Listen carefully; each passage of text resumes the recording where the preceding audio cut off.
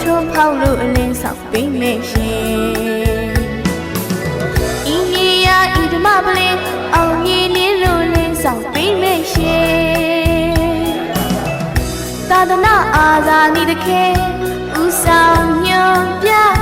ဓမ္မကတိကဆရာတော်ရှင်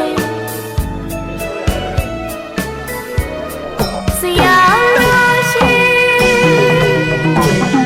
ဓမ္မပလင်နဲ့လူလက်ကြောင်လို့ရှိသမီးရိုက်ကတာယကမအပေါင်းတို့ရီအဝိဇ္ဇာအမောင်တွေမှာထိုးပေါက်လို့အနေဆောင်နေလေရှင်ဤနေရာဤဓမ္မပလင်အောင်မြင်နေလို့လေးဆောင်ပေးမယ်ရှင်သာသနာအာဇာနည်တခင်ဦးဆောင်ညွှန်ပြဓမ္မကတိကဆရာတော်ရှင်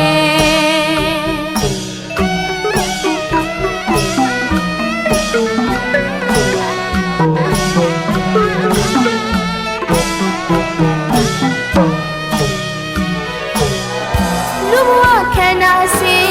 ဖြစ်ပြသဘောနာနဲ့ကြောက်လို့စီခံစားရနေဒုက္ခရကြသည်မလို့ထူးကြိုးစားလို့အောင်ရုံထွက်ခြင်းပုံကြားကြီးကောင်နာကြားကြီးတကောင်တေးကြားကြီးတကောင်ကြားသုံးကောင်ဝန်းရံတောင်စပူလက်ရကျွန်းမှာမင်္ဂလာချက်တွေပေါ်ပြေးလာတာရမစုံလေးပြလွမ်းတာဘေးပြမတန်းပဲအေးချမ်းလေးတာမြစ်တာဆန်းရင်မထမ်းသစ္စာပန်းတွေပွင့်လန်းလို့ဝေဖြာဒါနအကျိုးကြောင့်ယရနာမိုးရွာသွန်းသိပမာရက်ဒီတဲ့နေအခက်ဝေဝေစားသာသနာကျိုးကြောင့်တရားမိုးရွာနေသည်များသည်ပရာဏမဟုတ်ပါမြဝေနေရ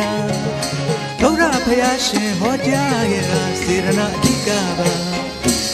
နေသည်များသည်ပရာပရိမေတ္တာဘုရားတော်များကိုကုသိုလ်ငြိမ်းချမ်းစွာသောလူကောင်းပေါ်ရာတို့ကိုလူတန်းရသောဒါနကုသိုလ်ဒေသနာကြားရအောင်လို့ဖိတ်မှန်ခေါ်နိဗ္ဗာန်တော်ခေမနံကိုသေချာလာရအောင်